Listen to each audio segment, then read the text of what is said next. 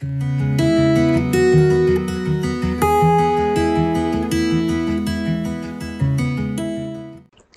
Guys, இந்த video இல்லாமல் வெப்சைட்ஸ்னால் என்ன, அந்த வெப்சைட்ஸ் எப்படி ஒர்க் ஆகுது அதை பற்றி தான் பார்க்க போகிறோம். ஃபர்ஸ்ட் நம்ம இந்த வீடியோவில் இருக்க கண்டென்ட்ஸ் என்னெல்லாம் இருக்குன்னு பார்க்கலாம். ஃபர்ஸ்ட் நம்ம வெப்சைட்ஸ்னால் என்னென்னு பார்க்கலாம். நெக்ஸ்ட் அந்த வெப்சைட்ஸை எதுக்கெல்லாம் நம்ம வந்து யூஸ் பண்ண போகிறோம் அதை பற்றி பார்க்க போகிறோம். நெக்ஸ்ட்டு அந்த வெப்சைட்டை வந்து ஸ்டார்ட் பண்ணுறதுக்கு என்னெல்லாம் காம்போனன்ட்ஸ் நமக்கு தேவைப்படும் அதை பற்றி பார்க்க போகிறோம். நெக்ஸ்ட்டு அந்த வெப்சைட்ஸ் எப்படி ஒர்க் ஆகுது அதை பற்றி பார்க்க போகிறோம். நெக்ஸ்ட் அந்த வெப்சைட்ஸை எதுக்கெல்லாம் யூஸ் ஆகுது, எதுக்கு ஒரு வெப்சைட் வந்து தேவைப்படுது அதை பற்றி தான் பார்க்க போகிறோம். ஸோ ஃபர்ஸ்ட் நம்ம வெப்சைட்னு என்னென்னு பார்க்கலாம்.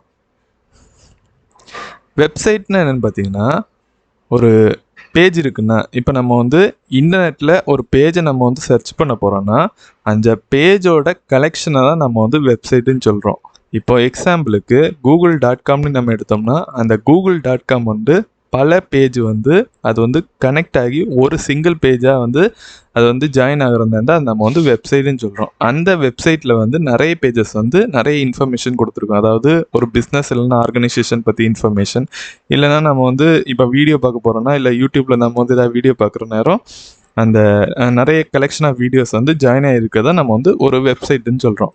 அந்த வெப்சைட்டில் வந்து நிறைய ஃபோட்டோஸ், வீடியோஸ், டெக்ஸ்ட் அதெல்லாம் இருக்கும். நெக்ஸ்ட் இந்த வெப்சைட் வந்து எதுக்கு யூஸ் ஆகுது அதை பற்றி பார்க்கலாம். இந்த வெப்சைட்ஸ் வந்து ஏதாவது ஒரு இன்ஃபர்மேஷனை ப்ரொவைட் பண்ணுறதுக்கு தான் கண்டிப்பாக நம்ம வந்து அதை யூஸ் பண்ணுறோம். எக்ஸாம்பிள் பார்த்தோம்னா இப்போது பிஸ்னஸ் வெப்சைட் வந்து எதுக்கு இருக்குன்னு பார்த்தோம்னா, எக்ஸாம்பிளுக்கு அமேசான், ஃப்ளிப்கார்ட் இந்த மாதிரி வெப்சைட்ஸ் வந்து எதுக்கு இருக்குன்னா, நம்ம வந்து இப்போ வந்து ஏதாவது ஒரு பொருள் வந்து வாங்க போகிறோன்னா அந்த பொருளை வாங்குறதுக்குள்ள இன்ஃபர்மேஷன் அது அதை வந்து ஒரு இடத்துலேருந்து இன்னொரு இடத்துக்கு நம்ம வந்து அதை வந்து கொண்டு வரக்கு எல்லா இன்ஃபர்மேஷன் அந்த மாதிரி நிறைய இன்ஃபர்மேஷன் வந்து இந்த வெப்சைட்ஸ் மூலமாக நம்ம வந்து தெரிஞ்சுக்க முடியும். அதே நேரத்தில் நியூஸ் வெப்சைட் இந்த மாதிரி நமக்கு வந்து ஏதாவது நாலேஜ் தேவைப்படுனா அந்த மாதிரி லேட்டஸ்ட் நாலேஜ் வந்து கெயின் பண்ணுறதுக்கு வந்து இந்த வெப்சைட்ஸ் வந்து ரொம்ப யூஸ்ஃபுல்லாக இருக்கும். அதே நேரத்தில் நமக்கு வந்து என்டர்டெயின்மெண்ட்டுக்கு யூடியூப், நெட்ஃப்ளிக்ஸ் இந்த மாதிரி வெப்சைட்ஸ் இருக்கிறதுனால நம்ம வந்து அதை வந்து என்டர்டெயின்மெண்ட்க்கு நம்ம யூஸ் பண்ணலாம். அடுத்து மியூசிக்கை நம்ம வந்து ஏதாவது கேட்கணும் அப்படின்னா அதுக்கு நம்ம யூஸ் பண்ணலாம். கேம்ஸ் விளையாடுறதுக்கு இந்த வெப்சைட் நம்ம வந்து யூஸ் பண்ணிக்கலாம்.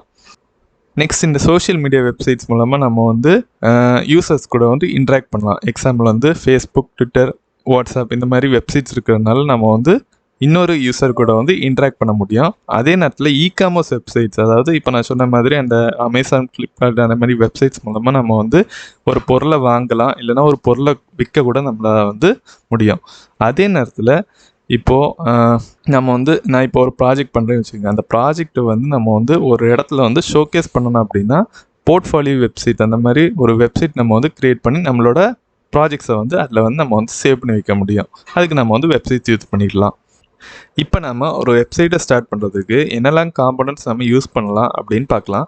ஸோ இந்த வெப்சைட்ஸை வந்து நம்ம வந்து ஸ்டார்ட் பண்ணுறதுக்கு ஒரு வெப்சைட் பில்டிங் பிளாட்ஃபார்ம் வந்து தேவைப்படும். இப்போ நம்ம பார்த்தோம்னா ஒரு வெப்சைட் வந்து பில்ட் பண்ணோன்னா காமனாக யூஸ் பண்ணுற லாங்குவேஜஸ் வந்து HTML, CSS, JavaScript. இதை நம்ம வந்து இந்த வந்து வீடியோஸ் போடுறோன்னா நம்ம வந்து லைனாக பார்க்கலாம். ஸோ அதுதான் என்னென்னு பார்த்தீங்கன்னா அந்த வெப்சைட் பில்டிங் பிளாட்ஃபார்ம்.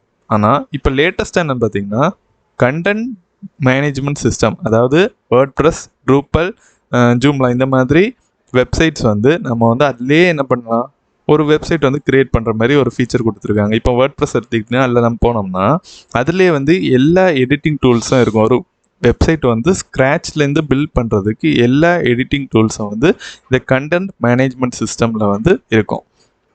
நெக்ஸ்ட் என்னென்னு பார்த்தீங்கன்னா வெப் ஹோஸ்டிங். அதாவது இப்போ நம்ம வந்து இந்த வெப்சைட்குள்ளே ஃபைல்ஸில் எல்லாமே டெவலப் பண்ணி ரெடியாக வச்சிட்டோன்னு வச்சுக்கோங்க. அதை நம்ம என்ன பண்ணணும், ஒரு இடத்துல வந்து கண்டிப்பாக வந்து ஹோஸ்ட் பண்ணணும். அதை ஹோஸ்ட் பண்ணால் தான் அந்த வெப்சைட்டில் இருக்கிற அந்த கண்டென்ட்ஸ் வந்து ஆன்லைனில் வந்து டிஸ்பிளே ஆகும். அதுக்கு தான் நம்ம என்ன பண்ணுறோன்னா அந்த வெப் ஹோஸ்டிங் வந்து யூஸ் பண்ணுறோம்.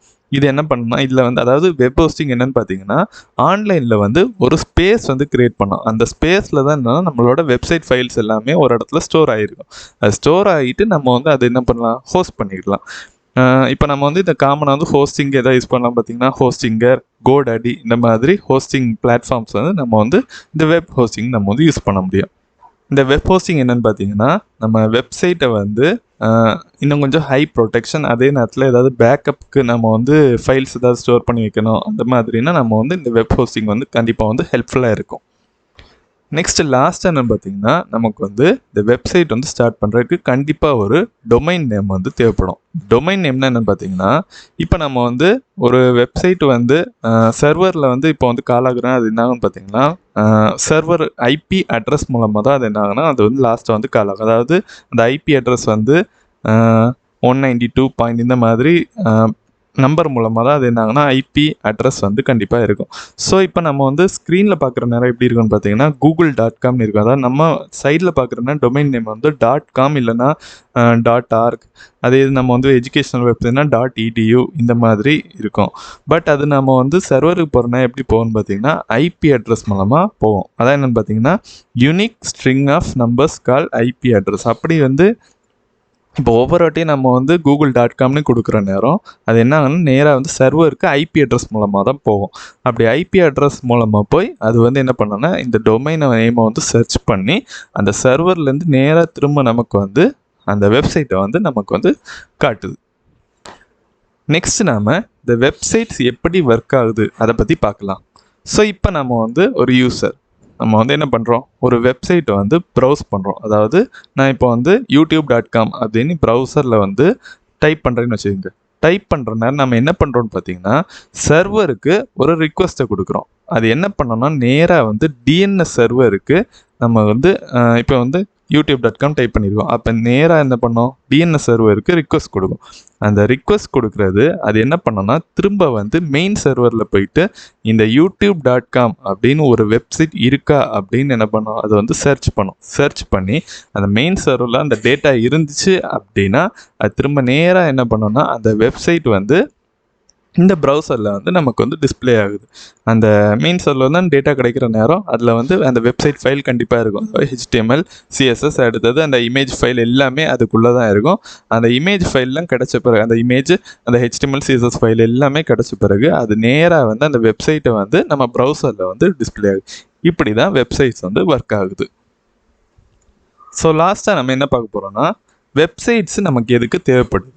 இப்போது பார்த்தோம்னா இந்த வேர்ல்டில் வந்து 4.66 பில்லியன் இன்டர்நெட் யூசர்ஸ் வந்து இருக்காங்க. இப்போ கரண்டாக பார்க்குற நேரம் 4.66 பில்லியன் இன்டர்நெட் யூசர்ஸ் இருக்காங்க. ஸோ இந்த மாதிரிப்பட்ட சிச்சுவேஷனில் வந்து நம்ம வந்து ஒரு வெப்சைட் வந்து நமக்குன்னு ஒரு வெப்சைட் வச்சுருந்தோம்னா அது மூலமாக என்னெல்லாம் பெனிஃபிட்ஸ் இருக்குன்னு பார்த்தீங்கன்னா நம்ம வந்து நிறைய கஸ்டமர்ஸ் அடுத்து நிறைய கிளைண்ட்ஸை வந்து அட்ராக்ட் பண்ண முடியும். அதே நேரத்தில் இப்போ நமக்கு வந்து ஒரு இன்ஃபர்மேஷன் தெரியும்னா அந்த இன்ஃபர்மேஷன் நம்ம வந்து ஒரு குறிப்பிட்ட குரூப் ஆஃப் பீப்புள் கூட நம்ம வந்து எக்ஸ்சேஞ்ச் பண்ண முடியும். அதே நேரத்தில் நம்ம ஒரு கம்பெனிலேருந்து ஸ்டார்ட் அப் ஏதாவது நடத்துகிற நேரம் அது வந்து அட்வர்டைஸ்மெண்ட்டு ரொம்ப ரொம்ப யூஸ்ஃபுல்லாக இருக்கும். அதே நேரத்தில் அந்த கம்பெனி க்ரோ ஆகிறதுக்கும் அது ரொம்ப ரொம்ப ஹெல்ப்ஃபுல்லாக இருக்கும். ஸோ ஓகே கைஸ், இப்போ நம்ம வந்து ஒரு வெப்சைட்னா என்ன, அந்த வெப்சைட் எப்படி ஒர்க் ஆகுது அதை பற்றி இந்த வீடியோவில் நம்ம பார்த்தோம். நெக்ஸ்ட் வீடியோவில் நம்ம வந்து வெப்சைட் டெவலப்மெண்ட்னா என்ன, அந்த வெப்சைட் டெவலப்மெண்ட்டில் என்னெல்லாம் பார்ட்ஸ் இருக்குது அதை பற்றி பார்க்க போகிறோம். கூடிய சீக்கிரம் ஒரு புதிய வீடியோவில் உங்களை நான் சந்திக்கிறேன். பை.